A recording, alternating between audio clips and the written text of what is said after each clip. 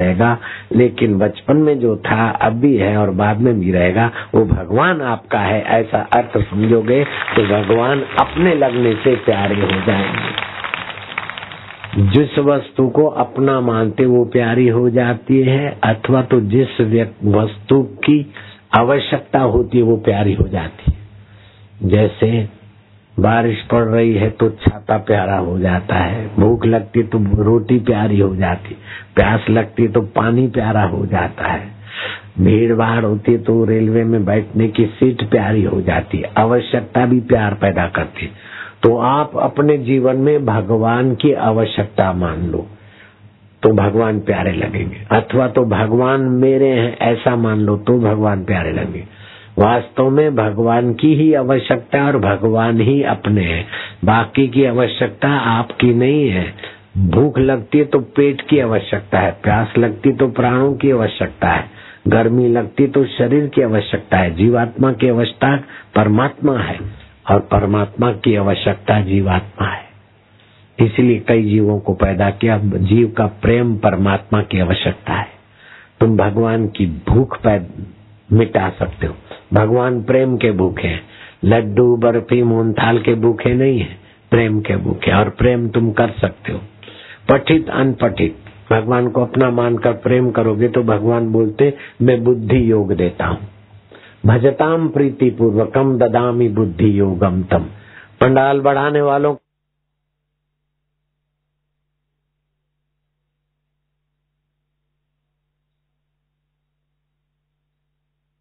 फिर भी सिर पर धूप न पड़े उसको तो संभालो आप। सिर पर धूप पड़ने से याद शक्ति कमजोर होती है, नेत्र की ज्योति कमजोर होती है, बुढ़ापा जल्दी आता है, सुनने की शक्ति कमजोर होती है। बच्चों को भी समझा देना स्कूल में जाते समय सिर पर धूप न पड़े, ऐसा कुछ पहन के ढक के सिर जाया करें।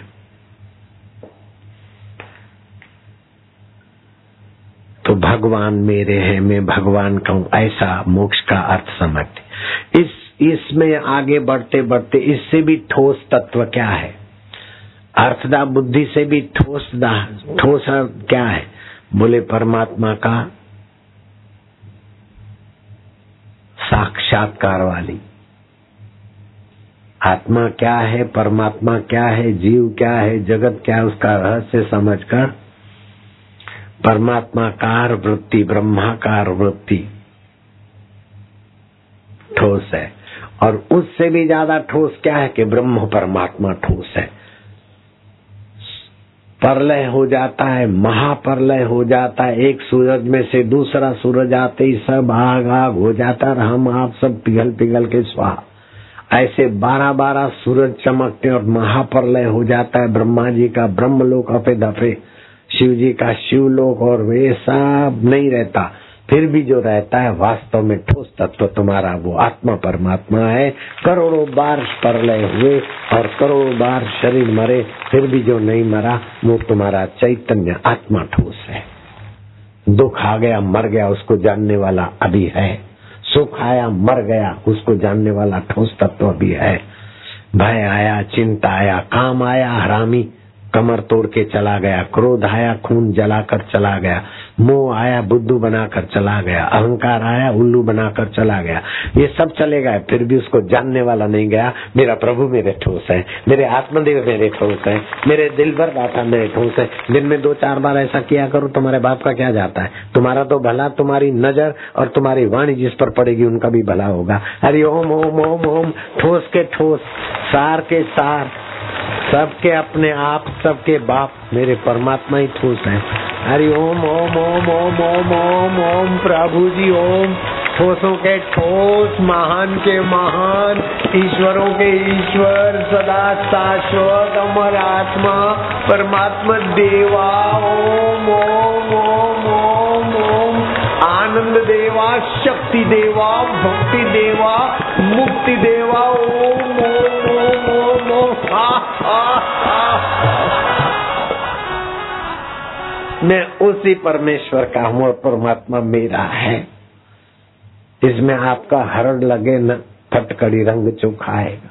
दिन में 10-5 बार ऐसा किया करो। मैं हाथ जोड़ के प्रार्थना करता हूँ, आपका मंगल होगा और परिवार में सुख शांति होगी।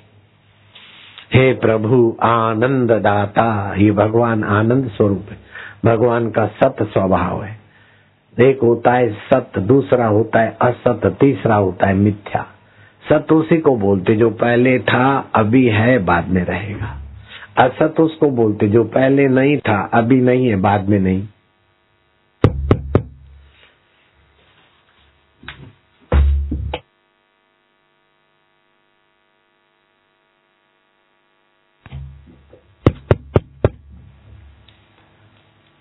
और मिथ्या उससे बोलते हैं जो पहले नहीं था, बाद में नहीं रहेगा, बीच में दिखता है।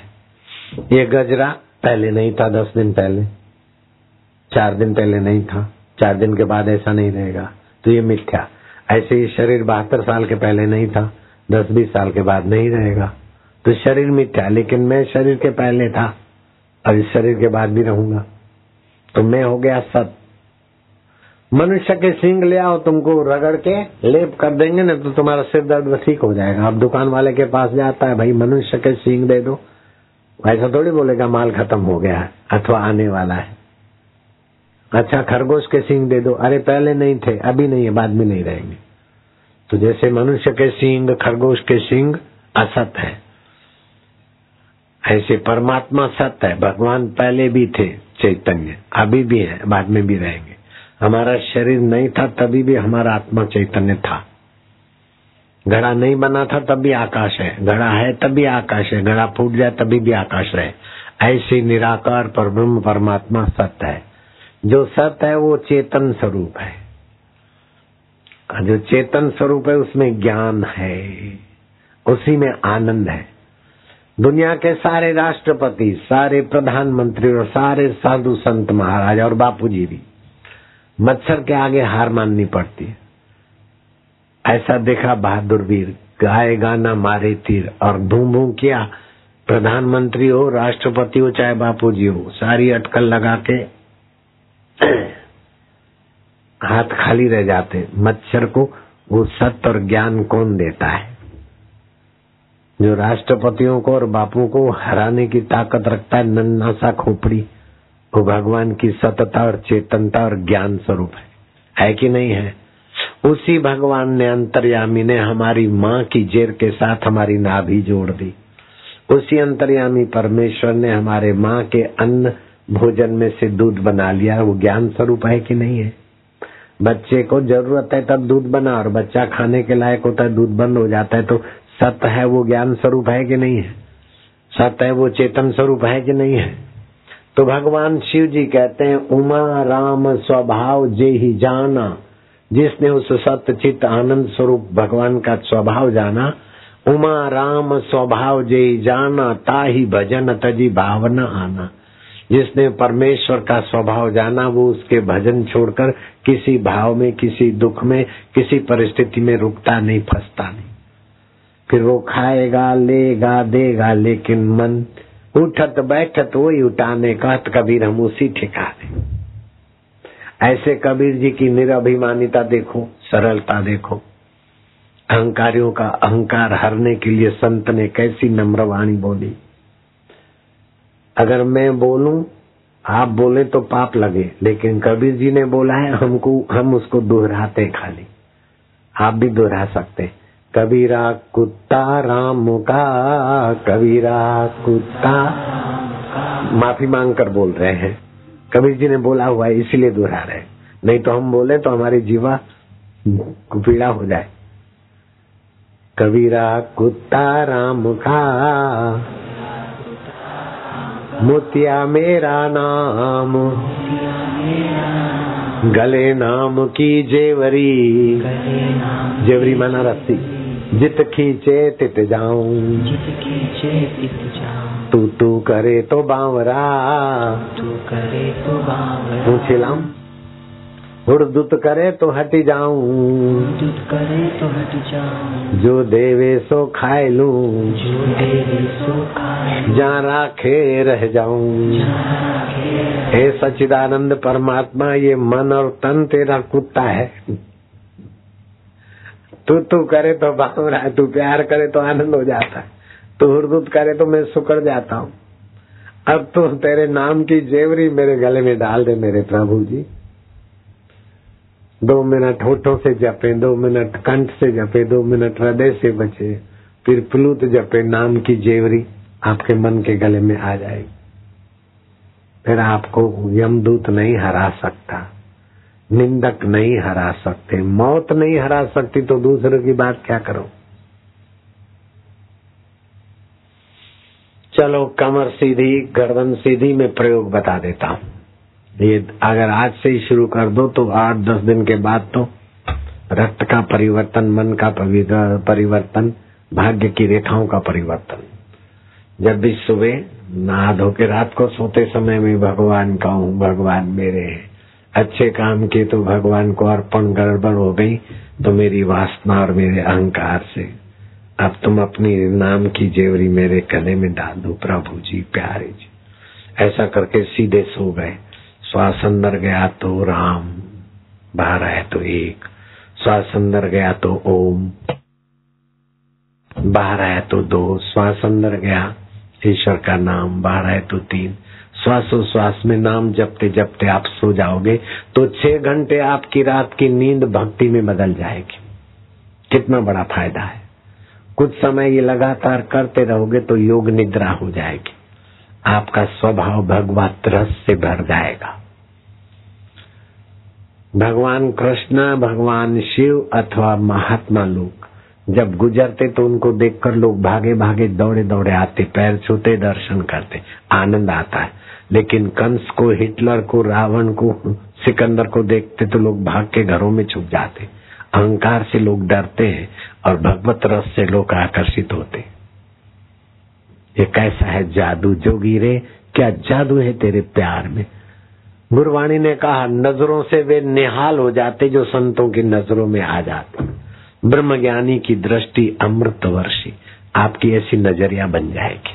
रात को सोते समय भगवान के नाम का सुमरन, नींद आ जाए, सुबह उठे थोड़ी देर शांत, हे प्रभु आनंद दाता, तू सत्य है, चित्त है, आनंद स्वरूप है। तेरा नाम गोविंद है, गो माना इंद्रियां, इंद्रियों के द्वारा तेरी शक्ति विचरण करती। तेरा नाम गोपाल है, ठगी इंद्रियां तुझ में आती, उसका पालन पोषण होता है। तेरा नाम राम है, तू रोम रोम में चेतना रमाता है। तेरा ही नाम शिव है, तू कल्याण करता है।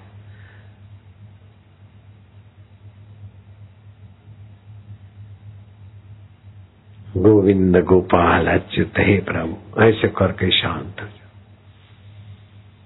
हे प्रभु आनंद दाता पैम्पलेट पढ़ो, पाठ करो, आपके घर के झगड़ों को भक्ति में बदलो। हे प्रभु आनंद दाता ज्ञान हमको दीजिए, शीघ्र सारे दुर्गुणों को दूर हमसे कीजिए। लीजिए हमको शरण में, हम सदाचारी बने, ब्रह्मचारी धर्म रक्षक वीर व्रतधारी बने। निंदा किसी की हम किसी से भूल कर भी ना करें, निंदा किसी की हम किसी से भूल कर भी ना करें, ईर्ष्या कभी भी हम किसी से भूल कर भी ना करें। निंदा करने से क्या होता है पता है? निंदा करते समय अपना चेहरा बद्दा हो जाता है, सुनते समय सुनने वाले का भी चेहरा बद्दा होता है, मन भी बद्दा होता है और रस भी बद्दे चालू हो जाते। रामायण में लिखा है जो दूसरों की निंदा करता है उससे बड़ा कोई पाप नहीं, पर निंदा सम अघन गरीषा। दूसरे में बैठे हुए परमात्मा को तो नहीं देखता है और उसकी निंदा करके तो परमात्मा का ही अपमान करता है। उसमें दुर्गुण तो आए और जाते हैं और जो परमात्मा रहता है, जो रहता है उसका तो अपमान करता है और जो आते जाते उनकी निंदा करके अपना दिल खराब करता है। काय को सासू की निंदा करे, काय को बहू की निंदा करे, देरानी जेठानी की निंदा क्यों करे? अपना दिल क्यों खराब करे, अपना खून क्यों खराब करे, अपना पाचन क्यों खराब करे, अपने पुण्य क्यों खराब करे। अभी विज्ञानी बोलते जो दूसरों की निंदा करता है उसके शरीर में न्यूरोप्रोपेटाइड LDL द्रव्य बनता है जो कई बीमारियां देता है। जो ईर्ष्या करता है उसका पित्त प्रकोपित होता है और अनिद्रा के रोग भी होते हैं। जो दूसरों को सताता है, दूसरों का हक छीनता है, उसकी रात की नींद छीन लेती है कुदरत। धृतराष्ट्र को नींद नहीं आती।